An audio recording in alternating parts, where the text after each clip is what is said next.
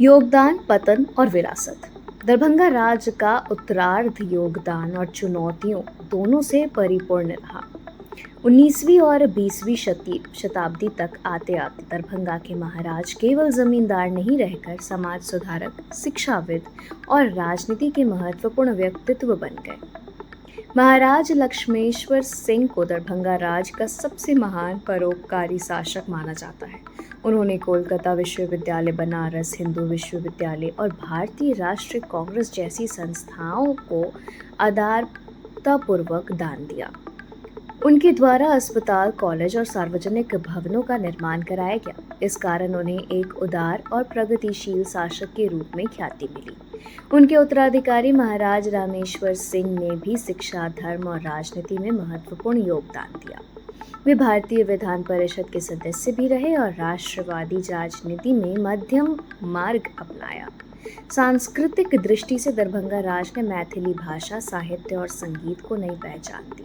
दरभंगा घराना नामक ध्रुपद संगीत शैली इन्हीं के देखभाल में विकसित हुई। उन्होंने मंदिरों और सांस्कृतिक पाठशालाओं को संरक्षण देकर मिथिला की प्राचीन परंपराओं को जीवित रखा। इस तरह दरभंगा दरबार विद्वानों, कवियों और कलाकारों का केंद्र बन गया। हालांकि जमींदारी प्रथा शोषण और असमानता से भरी थी। किसानों पर भारी लगान और श्रम का बोझ पड़ता था। 20वीं शताब्दी में किसान आंदोलनों ने इस व्यवस्था की कमजोरियों का उजागर किया। स्वतंत्रता प्राप्ति के बाद 1950 में बिहार भूमि सुधार अधिनियम के तहत जमींदारी उन्मूलन कर दिया गया। इसके साथ ही दरभंगा राज्य की राजनीतिक और आर्थिक शक्ति समाप्त हो गई। आखिरी शासक महाराज कामेश्वर सिंह स्वतंत्रता आंदोलन और राजनीति में सक्रिय रहे। वे भारतीय संविधान सभा के सदस्य बने और देश के संविधान निर्माण में योगदान दिया।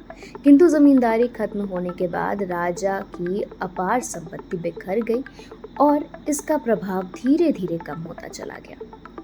आज भी दरभंगा राज की भव्यता उसके महलों और संस्थानों में दिखाई देती है।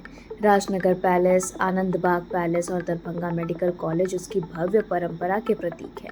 मैथिली संगीत, साहित्य और संस्कृति में उनका संरक्षण अब भी जीवित है। संक्षेप में, दरभंगा राज भारतीय इतिहास का एक अनोखा अध्याय है। यह जमींदारी की शक्ति, सांस्कृतिक संरक्षण, सामाजिक योगदान और अंततः लोकतांत्रिक बदलाव का गाथा कहता है।